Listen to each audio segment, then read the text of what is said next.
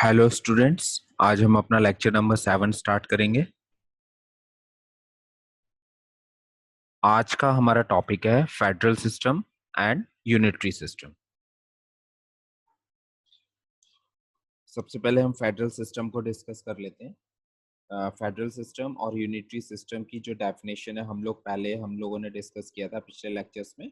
थोड़ा सा इसको आज हम यहाँ पे डिटेल में कवर कर लेते हैं।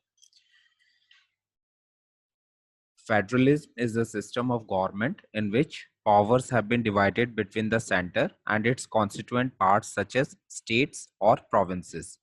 फेडरल सिस्टम में जनरली क्या होता है, जो पावर्स होती है वो सेंट्रल गवर्नमेंट और स्टेट गवर्नमेंट के बीच में डिवाइड हो जाती हैं। ऐसा नहीं है कि सारी पावर्स जो हैं वो सेंट्रल गवर्नमेंट के होल्ड में रहे। पावर्स का जो डिवीजन होता है वो सेंट्रल गवर्नमेंट और स्टेट गवर्नमेंट या जो रीजनल गवर्नमेंट होती हैं उनके बीच में पावर्स का डिवीजन हो जाता है। तो ये दो तरह के फेडरेशन होते हैं। पहला इसमें होल्डिंग टुगेदर फेडरेशन। इसमें जो पावर्स होती हैं होल्डिंग टुगेदर फेडरेशन में, they are generally tilted towards the central authority. इसका मतलब यह है कि होल्डिंग टुगेदर फेडरेशन में जो पावर्स होती हैं वो मैक्सिमम पावर्स जो है सेंट्रल गवर्नमेंट के पास रहती हैं और कुछ पावर जो होती हैं वो स्टेट गवर्नमेंट के पास रहती हैं। तो इसके एग्जांपल हैं India, Spain and Belgium. Second है हमारा coming together federation. Coming together federation में जो इंडिपेंडेंट स्टेट होते हैं वो एक साथ आ जाते हैं और एक लार्ज यूनिट बनाते हैं, ठीक है। और इसमें जो ज्यादा पावर्स होती हैं वो स्टेट गवर्नमेंट के पास होती है। स्टेट एंजॉय मोर ऑटोनॉमी, ठीक है, स्टेट्स के पास ज्यादा पावर्स होती हैं। और इसके एग्जाम्पल हैं यूएसए, ऑस्ट्रेलिया एंड स्विट्जरलैंड, ठीक है।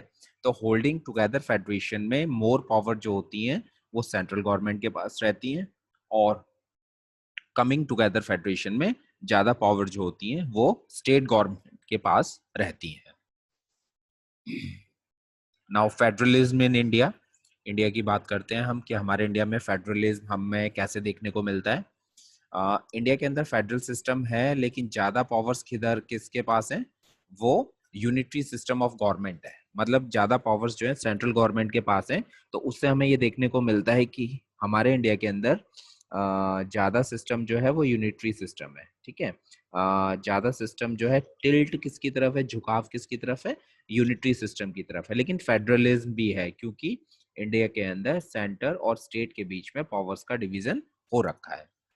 इसीलिए इंडियन सिस्टम, गवर्नमेंट सिस्टम को कई बार क्वाजी फेडरल सिस्टम कहा जाता है। क्वाजी फेडरल सिस्टम वो होता है जिसमें फेडरल सिस्टम और यूनिटरी सिस्टम दोनों के फीचर्स होते हैं। हमारा जो आर्टिकल है 1, वो ये कहता है India that is Bharat shall be A union of state. The word federation is not mentioned in the constitution.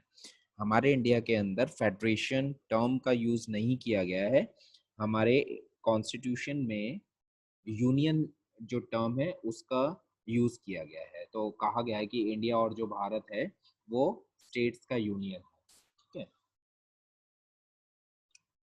Elements of federalism were introduced into modern India by the Government of India Act in 1919, ठीक है।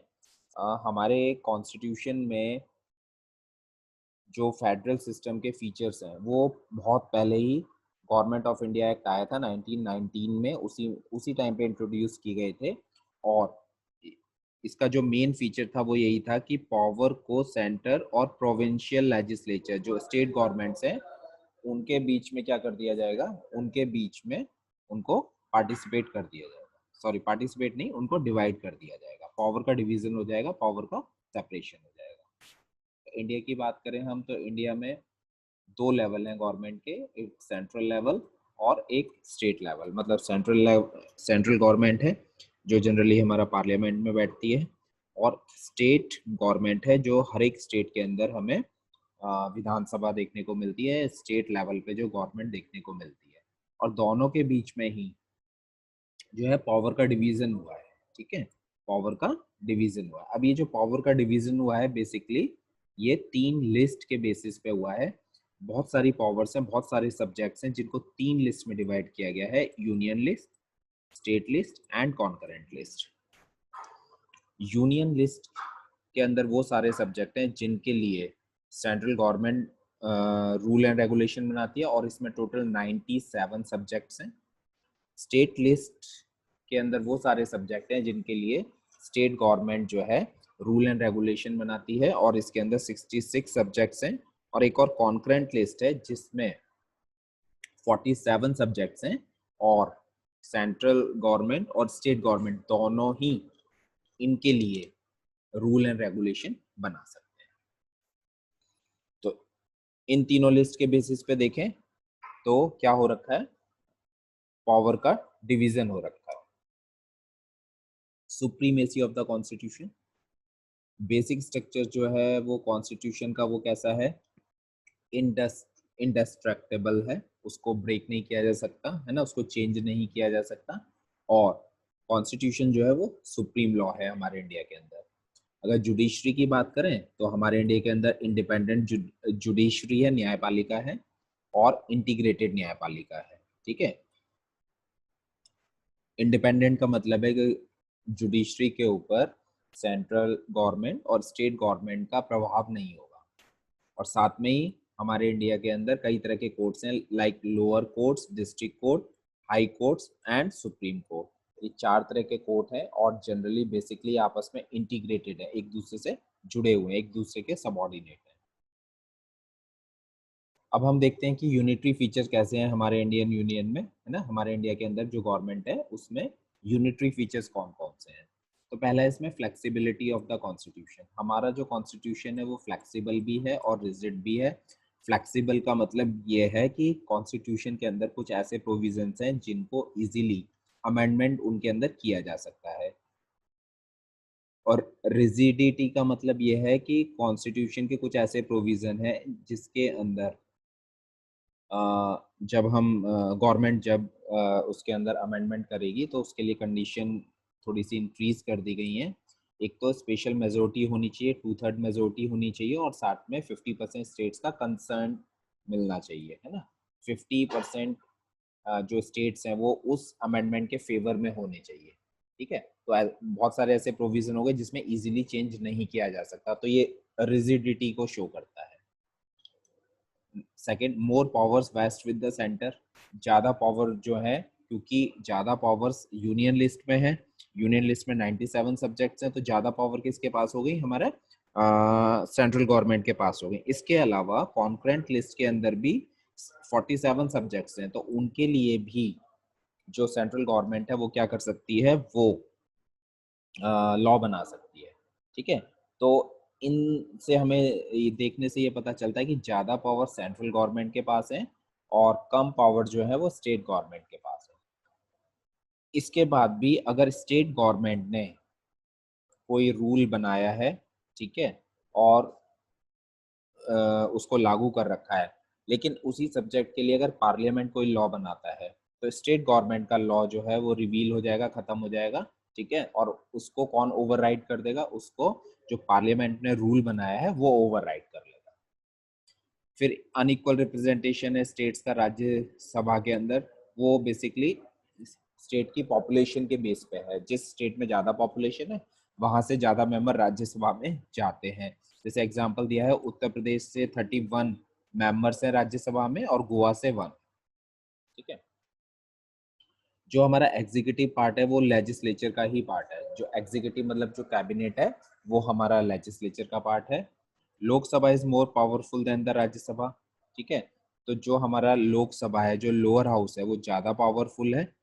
And unequal powers to houses against the principle of federalism. अब ज़्यादा powerful Lok Sabha Rajya Sabha से, तो ये federalism के principal के against है ना। फेडरलिज्म में क्या था कि इक्वल पावर का डिस्ट्रीब्यूशन होना चाहिए, लेकिन यहाँ पे ज़्यादा पावर किसके पास है, यहाँ पे ज़्यादा पावर लोकसभा के पास है।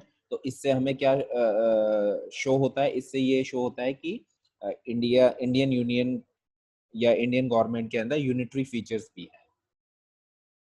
फिर इमरजेंसी पावर की अगर हम बात करें तो सेंटर के पास ही ये प्रोविज़न है इमरजेंसी का, स्टेट के पास कोई इमरजेंसी का प्रोविज़न नहीं है। और जब सेंट्रल गवर्नमेंट इमरजेंसी लगाती है तो वो स्टेट के ऊपर ज़्यादा अपना कंट्रोल कर सकती है। फिर ये हमने डिस्कस कर ही लिया इंटीग्रेटेड जुडिशरी। जो जुडिशरी है इंडिया के अंदर वो इंटीग्रेटेड है, और सेंटर के लिए स्टेट के लिए कोई अलग से जुडिशरी नहीं है, न्यायपालिका नहीं है। ठीक है। सिंगल सिटीजनशिप, इंडिया में जो लोगों को नागरिकता मिलती है वो सिंगल होती है। ठीक है। स्टेट्स के पास ये राइट नहीं है कि वो अपने स्टेट की नागरिकता लोगों को दे। ठीक है। They can not be citizen of the state as well. जो इंडियन सिटीजन है उनको जब नागरिकता मिलेगी तो इंडिया की ही मिलेगी, स्टेट का रोल नहीं है नागरिकता देने में। और लोगों को जनरली हम लोग हैं, हम इंडियन सिटीजन हैं। ठीक है। वो जनरली इसलिए कहा गया है because it helps in increasing the feeling of nationality. हमारे अंदर नेशनैलिटी और देशभक्ति की फीलिंग आए, उसके लिए सिंगल सिटीजनशिप रखी गई है।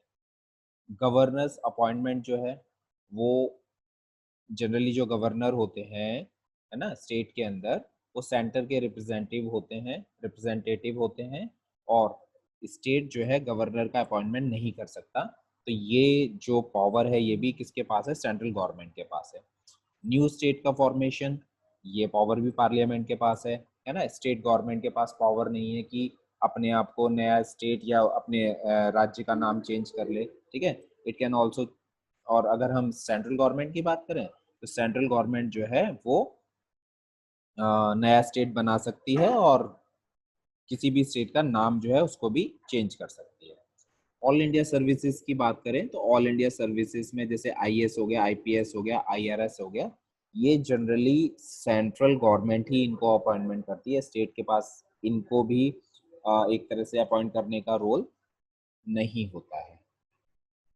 फिर इंटीग्रेटेड इलेक्शन मशीनरी है ना। इलेक्शन कमीशन जो है हमारे इंडिया के अंदर, वो फ्री और फेयर इलेक्शन करवाने के लिए सेंटर में और स्टेट लेवल पे उसके लिए रिस्पॉन्सिव इलेक्शन के लिए।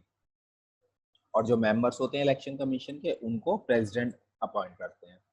फिर प्रेसिडेंट के पास कई तरह की वीटो पावर होती है। वीटो पावर का मतलब यह है कि राज्यसभा का, सॉरी, स्टेट गवर्नमेंट का कोई बिल अगर प्रेसिडेंट के पास प्रेसिडेंट के असेंट मंजूरी के लिए आया है, तो प्रेसिडेंट के पास ये पावर है कि वो उस बिल को दोबारा भेज सकते हैं या उसको रिजेक्ट भी कर सकते हैं।